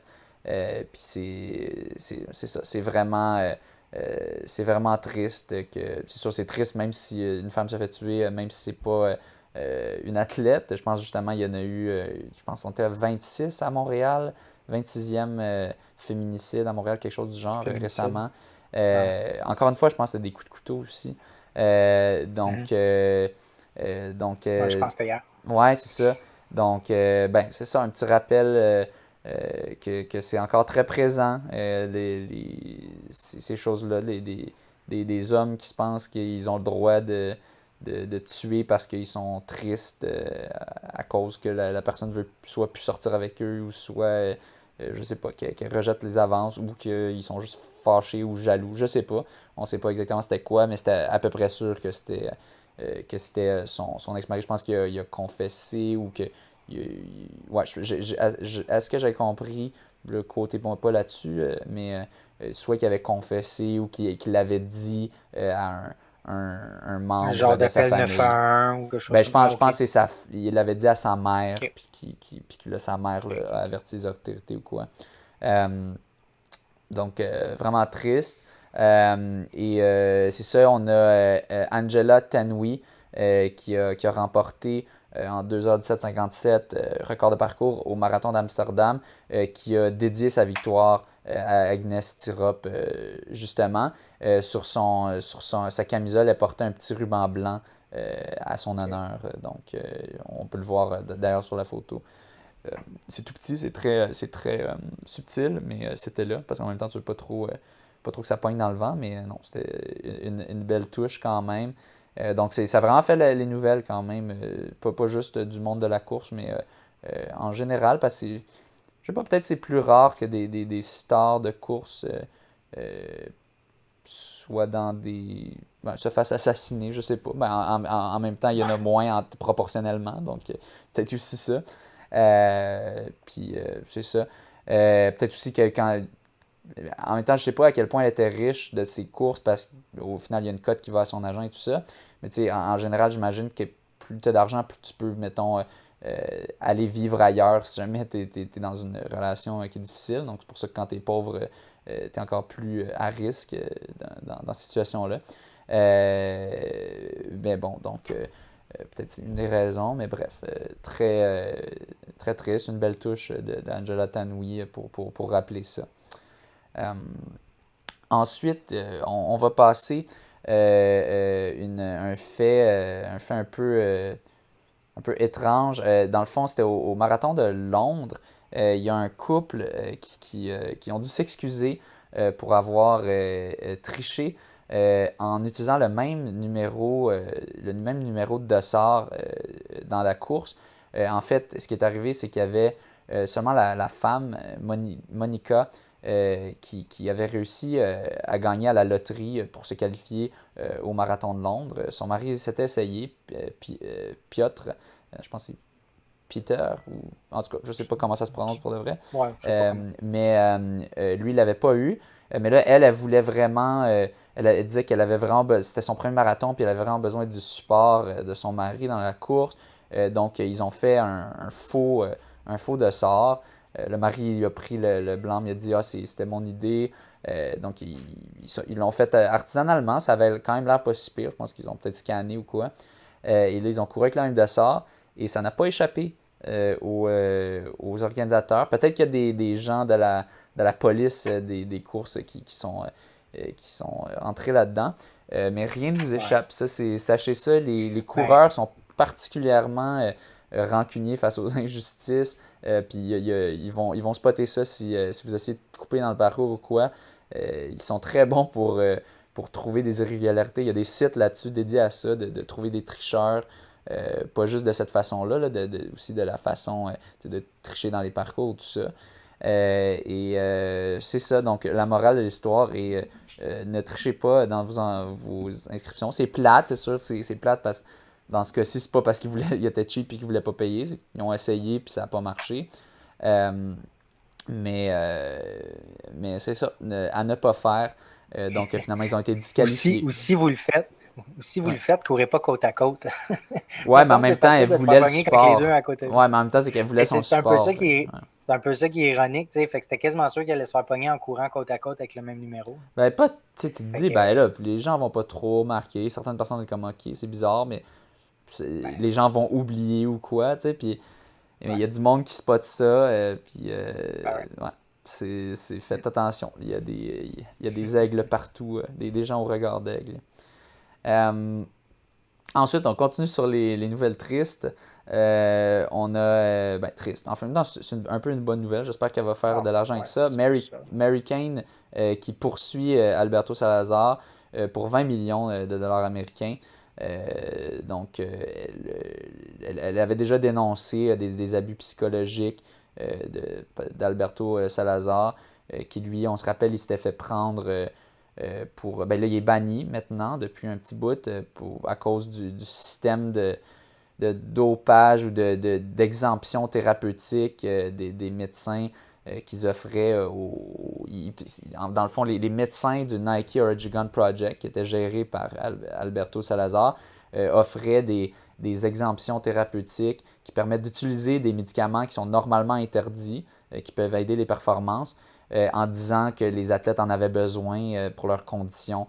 Par exemple, je pense qu'il y avait un taux anormalement élevé d'athlètes qui avaient des problèmes de glandes thyroïdes, alors que normalement, c'est peut-être 1 ou 2% de la population, peut-être 3%, puis dans leur équipe, c'était autour de 30%. Fait que 30%. Fait que c'était un système, c'était vraiment un genre de dopage systémique. C'était peut-être pas du dopage parce que techniquement, ils n'étaient pas tant pris dopés, les athlètes, mais ils abusaient des règles, puis ils donnaient probablement des faux diagnostics médicaux avec leur médecin qui payait très cher. Donc, on espère qu'elle va gagner. On verra les résultats, mais j'espère qu'elle va pouvoir lui soutirer quelques dollars. C'est sûr que ça ne va pas remplacer les années de souffrance qu'elle a passées sous lui. Ben bon, au moins ça aide. Puis de savoir que la personne est punie et que tu peux te la couler un petit peu plus douce après pour bien récupérer de ça. Pas que je pense que tu peux en récupérer juste en prenant des vacances, là, mais juste au moins ça atténue, je pense. Finalement, bon, dernière nouvelle, on revient sur le cas de Ahmaud Arbery, le coureur noir qui s'était fait arrêter et tirer par des vigilantes, des gens qui se prenaient pour la police. Qui se prenaient pour ils se prenaient pour la police. Un, c'était un ancien policier, je crois, et son fils, et qui finalement l'ont tiré. En ce moment, il y a son procès qui a lieu. Pas le procès de Ahmaud, parce qu'il est mort, mais le procès des coupables. Ils ne sont pas encore déclarés coupables, mais en tout cas, selon le vidéo, c'est assez clair. Donc, des personnes qui l'ont tiré. Là, en ce moment, ils ont de la misère à trouver un jury pour ce procès-là, parce qu'à peu près tout le monde qu'ils essayent dans le pool de jury potentiel, ils sont à peu près tous déjà à peu près sûrs qu'ils sont coupables, les personnes qui ont causé ça, parce que tout le monde a vu, mais presque tout le monde a vu le vidéo. Je pense que c'est pas mal clair dans le vidéo. Le gars, il se fait poursuivre par eux, puis là, les gars essaient de l'arrêter, puis là, il essaie de se défendre, il les repousse, puis là, il se fait tirer. En tout cas, c'est pas mal clair dans la vidéo et aussi dans toutes les circonstances autour du vidéo. Fait que là, ils ont de la misère à trouver un jury impartial. Parce que soit les gens connaissent la victime ou connaissent de la parenté de la victime, ou comme disent, ben là, moi, genre, je crois qu'ils sont coupables déjà, ou j'ai un biais contre eux. Ou en fait, ils disent, je pense qu'il y a des bonnes chances qu'ils soient coupables. Juste de ça, je pense que c'est comme trop pour que tu puisses être jugé comme impartial. À un moment donné, le problème, c'est si c'est le cas, puis que là, t'es obligé de pogner des gens qui disent « Ah, je sais pas, faudrait que je vois tous les faits. » Mais crime que t'as des faits qui sont déjà clairs dans la vidéo. Crime, qu'est-ce que ça va leur prendre pour déclarer qu'il est coupable? Fait que c'est quand même difficile. Je suis pas un avocat, mais je trouve ça quand même... C'est une des faiblesses, j'ai l'impression, du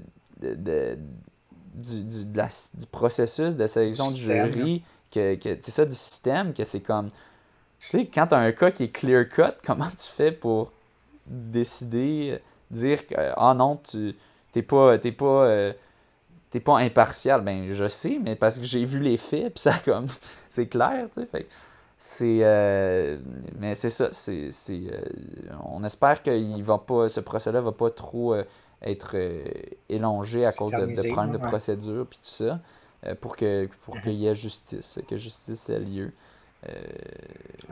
Mais donc, c'était ça, là. Donc, pour donner une petite update, petite mise à jour là-dessus, étant donné que c'est toujours important de se rappeler que aussi bien qu'on voudrait que tout le monde soit égal dans la course, c'est pas le cas. Il y a des gens que quand ils courent, ils se font soit arrêtés par la police ou par des gens qui se prennent pour la police, puis qu'il y en a qui meurent. C'est sûr qu'on n'est pas aux États-Unis.